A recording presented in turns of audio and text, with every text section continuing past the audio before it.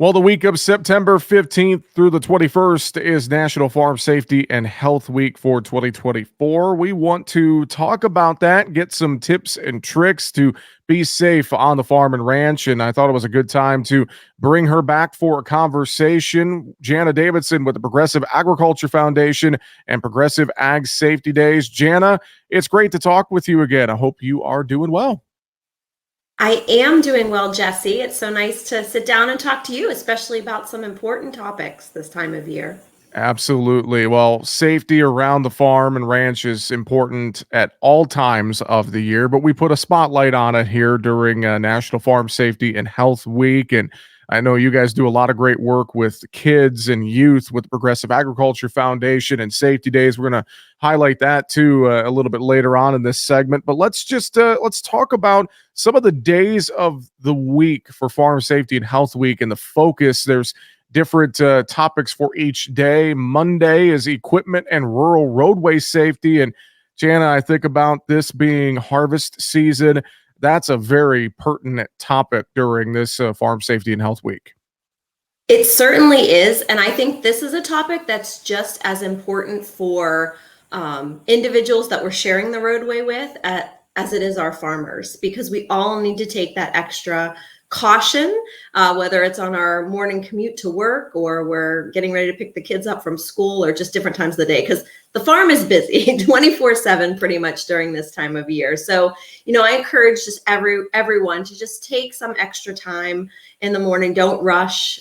It's not worth it. It's not worth your life or the life of a farmer. We want everyone to make it home safely each night. So, that's kind of the message for everyone kind of sharing the roadway. But for our farmers, let's do some things to kind of bring extra safety to our equipment, make sure we are visible for all of the folks that we are sharing the road with. So that includes making sure we have that SMV, the slow moving vehicle emblem, present on our equipment, visible, clean of debris. I see a lot of them that do need replaced after a certain amount of time, after several harvest seasons. It is nice to get a new one so you are visible.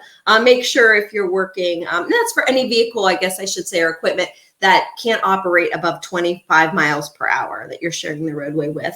We also want to make sure we have working lights, especially if we're working, into those dark hours. We know it's inevitable. It's going to start getting darker sooner in the next couple of weeks. So, we want to make sure we're doing everything for our safety as well as the safety of others.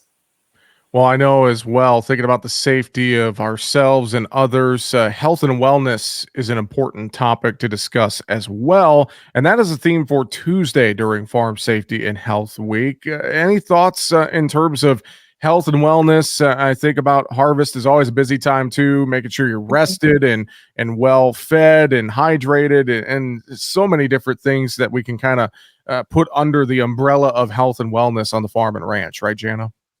I completely agree. And when I think about it, I think about health, really our physical health and our mental health do go hand in hand. And everything from making sure PPE, your personal protective equipment, is a priority in all you do, because that's not only going to protect you today, but it'll protect you down the road.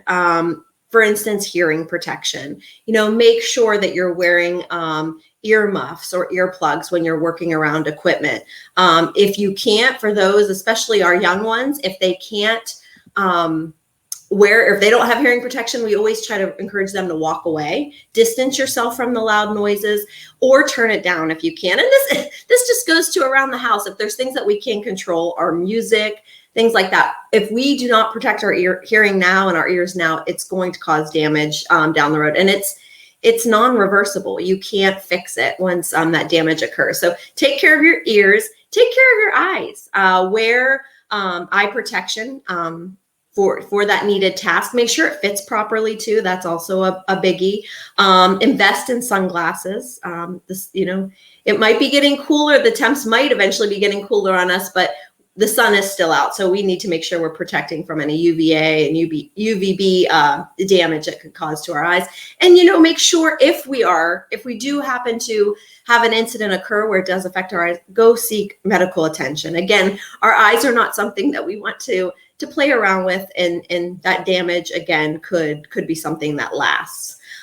Just again, with sun protection, wide brim hats, make sure you're wearing sunscreen, with the appropriate SPF in it. And take breaks and I know it's hard to say get an adequate night's sleep, because that's a really hard task, but make sure you are taking some time for yourself, for your mental health. As I mentioned, with harvest season ramping up, we all get caught in that hustle and bustle of things, and you're trying to work against the clock, work against Mother Nature, but make sure to take a moment for yourself to pause, check in with yourself, and listen to your body. Don't be afraid to ask for help. I know that's probably maybe the hardest thing I'll ask today is ask for help if you need it. That's probably the number one tip when we are talking about our mental health. We are having a conversation with Jana Davidson from the Progressive Agriculture Foundation here today, talking Farm Safety and Health Week. Wednesday's topic was an interesting one: generations of farming. What are your thoughts surrounding the Wednesday topic? So Wednesday has always been our favorite day here at the Progressive Agriculture Foundation, because for a lot of the focus, it has been on youth and families. So I think when I look at this topic, we want to ensure that our children are here to see the future of farming, to be our future ag leaders. So therefore, we need to protect them. Farms are wonderful places to grow up. The skills that a child can learn, from responsibility to, the pride of raising livestock, accomplishing tasks, you just can't replace that. But we need to, as adults, role model safe and healthy behaviors for our children so they adopt them. We can't say, do as I say, not as I do. So, by doing things like wearing our PPE, keeping safety at the forefront, having safety and health discussions, and teaching our child about the safe practices is really, really important. I always say assign age-appropriate tasks as well to the children. So the National Children's Center for Rural Agriculture Safety and Health, they have some really great guidelines for families, and it really does make sure that we're assigning kids age-appropriate tasks. It has a lot of really good tips and tricks there. So I encourage, families, if you think your children are ready for that next step, they're really good to check out. Also, just on the farm, it's good to remind our children about visibility and blind spots, because while they may see the operator doesn't always see them. So having those conversations about, making sure that they are seen, or how to get an operator's attention in a safe way is really, really important. And then another thing is to never allow children to play on equipment. Make sure we have those keys in hand. We don't want to just leave things open for a dangerous situation to occur. So I think by having those conversations and just, instilling that safe behavior from an early age is going to make sure that our children thrive on the farm, and they're here to be our future ag leaders. Well, let's talk Thursday and Friday topics. I think they can kind of go hand in hand. Thursday's Confined Spaces, and I immediately think about grain bin entrapments and things like that. And then Friday's topics, reporting ag injuries. And I think both of those topics kind of go hand in hand, Jana. I think you're right. So if we look at the confined spaces, you're right. Grain bins, silos, manure storage facilities, all of those are considered confined spaces. The biggest message here is to never work alone for the farmers. Make sure someone knows what you're doing, where you're at. They can be kind of your safety guide. In case an emergency occurs, we don't want someone to panic and jump into that situation, because it's just going to create even more of an emergency. So we need someone that can go and get help. Make sure when you're entering these facilities, you are taking all the precautions, wearing the appropriate PPE. If you're going into the grain bin, you have that harness on.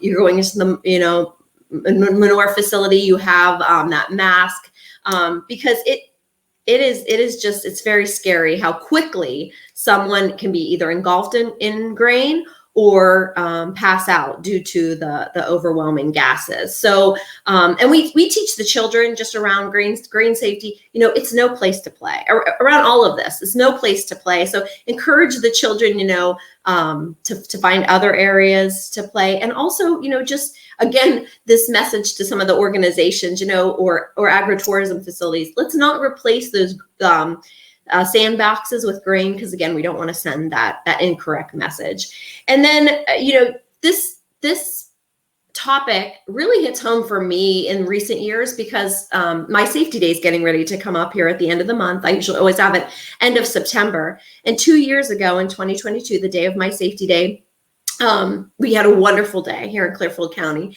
And that day, we actually had someone from the news come out and report, kind of highlight the safety day. And later that day, he called me to tell me he also had to just go and cover an incident in a neighboring community for 3 family members that all were killed because of silo gases. It was a father and his 2 teenage sons. So, it is really, really important that we just, we know that this happens, so we want to make sure that we're keeping people safe and keeping our kids away. You mentioned about Friday about reporting ag injuries. Kind of a big statistic here: 70% of ag injuries are not reported.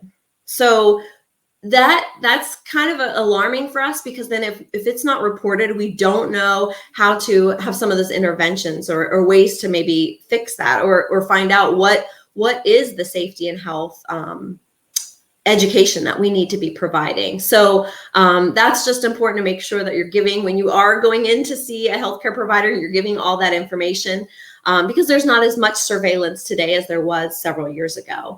What we do know as far as youth, which is kind of the arena we're in, is that every 3 days a child dies due to an agriculture-related incident, and every day 33 children are injured due to ag-related incidents. So of those leading causes, we do see transportation. So I think 47% are around tractors, ATVs, UTVs, 20% involve machinery, 13% involve animals. And the biggest staggering number for me is over 60% of these incidents that occur to children are when they're not working. So I think we automatically think the kids are working on the farm. They're sometimes in the blind spots, in the wrong place at the wrong time. So we have to keep that at the forefront. The last thing I'll just say is that, when someone is severely injured or killed on a farm, I always think of the entire community really suffers. It's not just the family. It's not just the friends. Relationships suffer. Sometimes the farm suffers. So we really like to be proactive rather than reactive with our safety day program, and get those messages in early with the children so they adopt those safer and healthier behaviors. Because when, we see about these folks, being killed on farms, I mean, these are the pillars of the community. These are the 4-H leaders, the folks that, you read about them, and it's just such a loss for the community. Yeah. So we don't want that to happen. So, and I encourage those that are on social media, if you are reading about an incident, be kind. We can't put ourselves in that individual's shoes. So, you don't need to go say, oh, well, why wasn't he wearing a seatbelt? Why didn't he have rollover protection? It's not our place to judge. It's our place to educate. So I always share my thoughts, but for the family, because I just can't believe what they would be going through. But if it's appropriate, I might share educational safety tips to maybe prevent others from experiencing that incident that are following along in the thread. But yeah, it's just scary how quickly an incident can occur. And that's just another message with the theme this year, around using the word accident over incident, because, incidents, they are preventable. And that's really what we want to get down to. Absolutely. Jana, give us a plug as well for Progressive Ag Safety Days, and where folks can get more information, all the work that you guys are doing with youth across rural America. Absolutely. So this is our busiest time of year as well, not just harvest season, but when the kiddos get back to school, it seems like we have a lot of safety days happening. So I encourage folks to consider this for 2025 in their community or in their school. We have 4 unique delivery modes that folks can pick from. They can pick one that fits their timeline the best, their schedule the best, their community the best. And so they can do that by visiting our website, progressiveag.org. We have a Get Involved section. They can complete an interest form, and we will follow up with them on getting them more involved in our program. Great stuff. Progressiveag.org, progressiveag.org for more information. Jana Davidson with the Progressive Agriculture Foundation. Always great to talk with you. Thanks for joining us for National Farm Safety and Health Week. We appreciate it.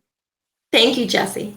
Make sure to subscribe to the Market Talk YouTube channel. There, you can watch our latest interviews with the top market analysts in the country, find bonus content, and much more. Just go to youtube.com/markettalkag and hit the subscribe button, or you can search for Market Talk Ag on YouTube.